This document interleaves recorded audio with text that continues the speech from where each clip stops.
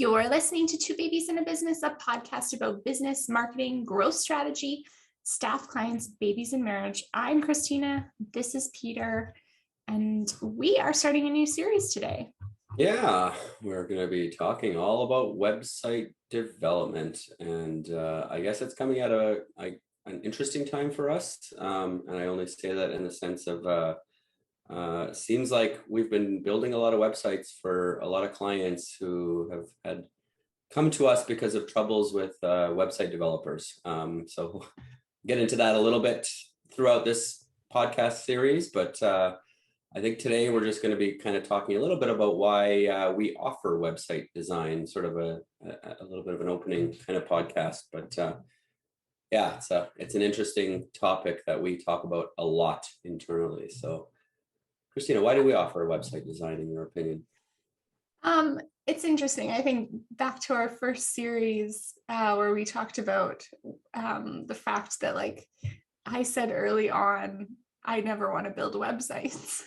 And I think part of that to me was being on the client side for so long. Like I had built dozens of websites sitting on the opposite end of the table as the client, right? So, directing consultants, working with them, going through a web development process. And it's not an easy process.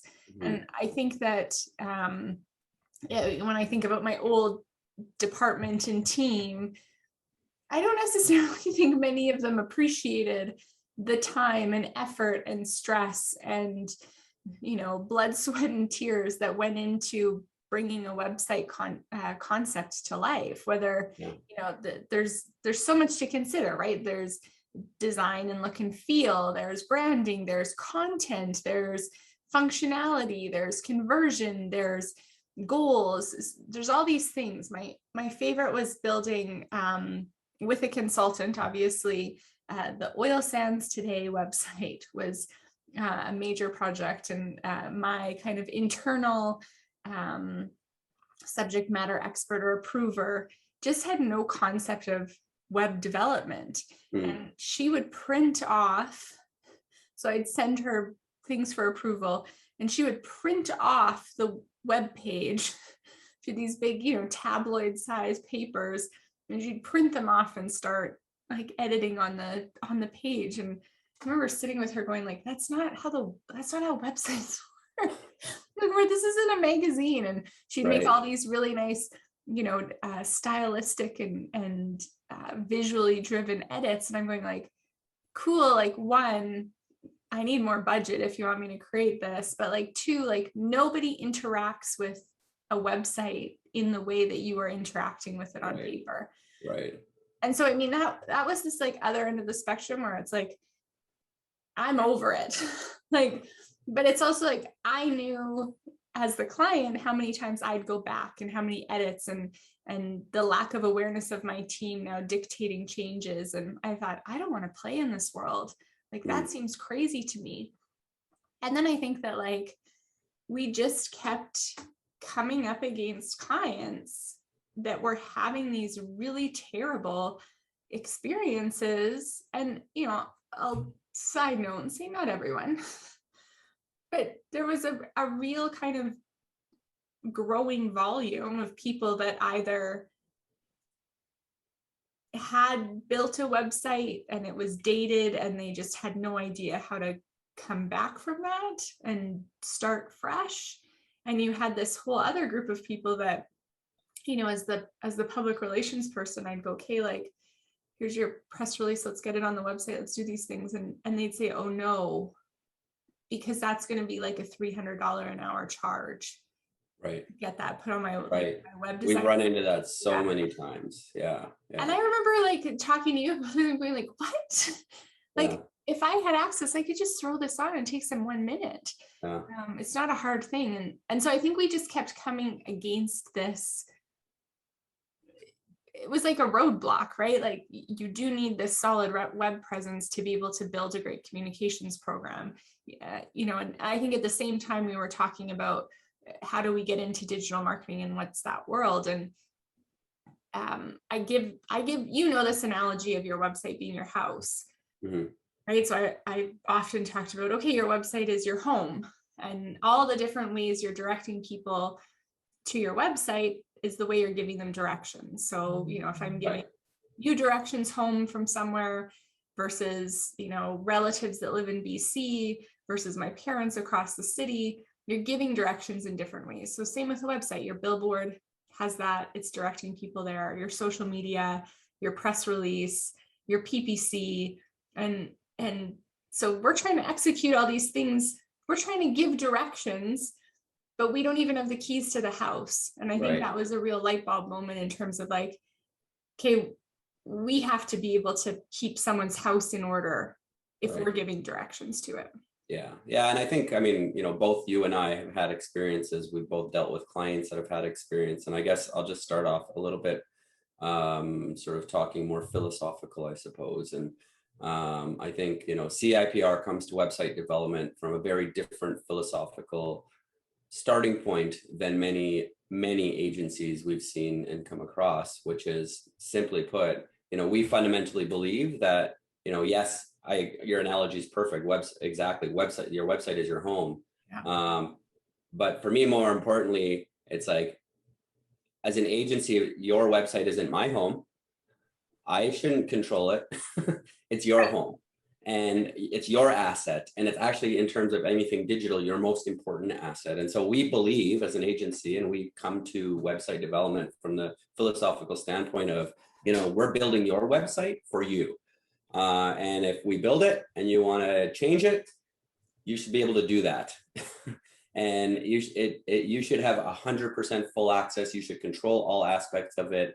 And you should be able to let anybody on your team be able to do whatever they want to it. I mean, obviously, we don't want anybody on your team doing everything they want to it, and we want to preserve the website that was built, and we want to, work collaboratively to make sure that, the integrity of the website from a messaging and everything perspective is working properly. But fundamentally, it's not our asset, and it's not ours to hold you hostage with. And unfortunately, a lot of agencies do that, like you said, it's like, oh, well, we'll only give you access to edit a blog, but you can't have access to the FTP, or you can't have access to, administrative access to give you more, more access. And then they charge you $300 an hour to make a change to the website. And to me, that's just wrong. Yeah. Fundamentally. I think that's a major differentiator for us, in terms of, and we don't sell it as a differentiator, but I've had many sales conversations with many people who have told me stories about, being held hostage. And for me, as a business, I want to be judged on the last day of work I did for you. And if you're not happy with me, you should be able to leave without, obviously some reasonable contract terms, but like, not, oh my God, I need to go build a new website, or, oh my God, this person's going to destroy my web presence because I'm leaving them. Like, oh, it's crazy stuff we hear. And you and I don't think it would surprise anyone in listening to the episodes of this podcast to understand that we're like all about empowerment, right? Like, I think that's, we strive to do that with our staff, with our kids, with our relationships that we have, and also with our clients. And I do think that was a big reason why we got into web design, was, being able to empower your clients that like, yeah, like your website is yours, your URL, your, www.joescompany.com is yours. Right. Your social media handles are yours. Your hosting is yours. Like, you make these decisions. And I think that there's just, I think it's a bit generational. I think that there's, an older generation that web is still not a new thing, but they don't understand the mechanics of it. So they walk in to a relationship with a website developer and they don't know what they should own and not. And okay, this person's going to take care of it all, and I don't need to worry about things. And then you get down into a situation with your digital marketing where now you can't do anything because you don't have access and someone's not letting you in. I think those are always like very like surprising situations, right? Mm-hmm. And yeah, And people don't know what they don't know, and they don't know what to ask. I mean, I think, Yeah. one thing probably, I don't know if it's the topic we're going to cover in this series, but what are all those questions you need to ask your website company prior to hiring them? And question, I- you know, We do have an episode on we that. do have an episode, so I won't get too much into it, but but there are some things that you really should be aware of and you should ask, because there's a lot of surprises people get when they deal with website companies. And I think we were having that conversation with clients continually. Way too often. And then it was like, well, we should just do this. Yeah. Right. And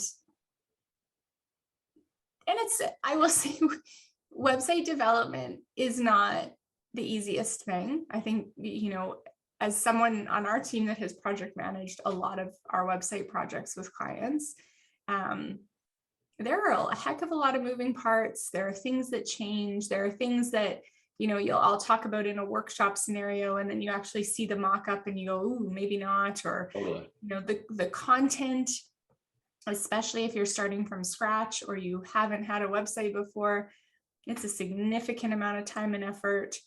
There's lots of little components that I don't think people realize in terms of that. So it's a big thing, but it's also the most satisfying thing, because at the end of the day, something launches and your client has the power to now give whoever they want the keys to that, has the power to be making edits themselves if they want, has a relationship with us where they know they're not going to be charged $300 an hour for something trivial.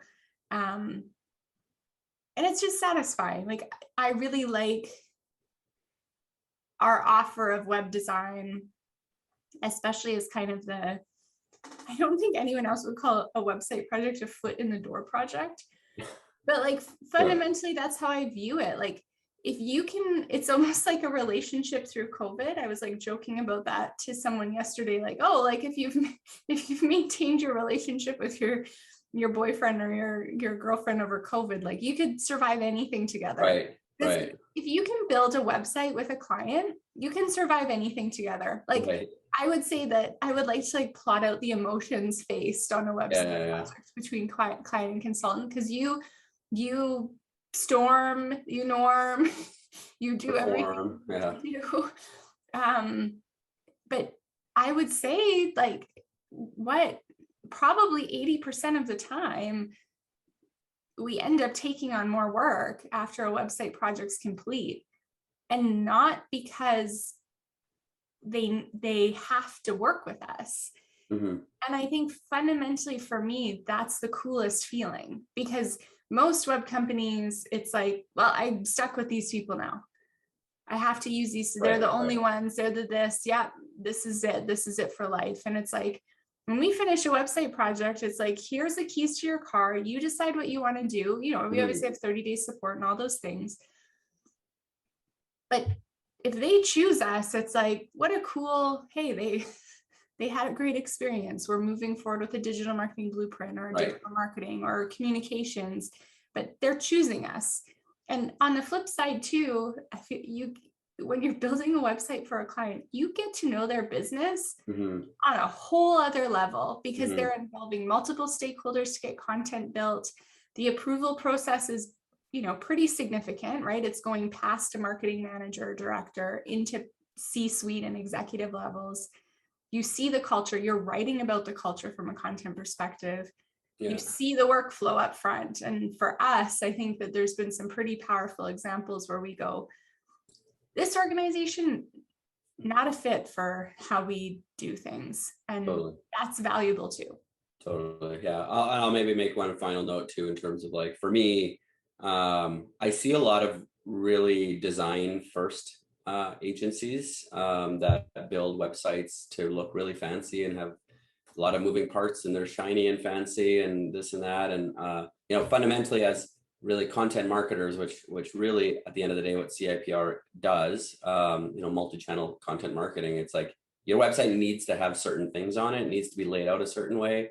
So obviously for us, if we're handling your marketing, if we've had a hand in building your website and optimizing it and making it conversion oriented and making sure it has all the calls to action and all of those things that a good marketing effort needs to succeed, we also then obviously feel more confident about being able to sort of help you succeed as a company, right? So like, that's for me also just another piece, because I see a lot of design first agencies that are really design companies who build websites. And we're a marketing and communications agency that builds websites. And so the fundamental goals of our websites often could be quite different from a design agency. And and I've had many conversations with people who are like, oh, I just want it to look nice. And it's like, okay, well, and it's not that we don't build nice looking websites. Like, I don't want to say that, but it's like, there's a balance between great design, looking nice, having all these bells and whistles, looking fancy, and conversion.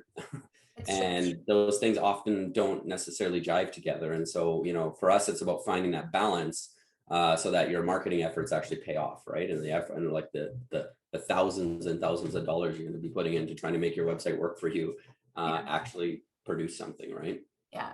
No, I wrote that down because I think when we're talking about the, top 5 things you need to understand about your website developer, I think this concept of designing conversion is something that people don't think about. So we should dive into that. Yeah. Nice. All right. Well, thank you. Bye.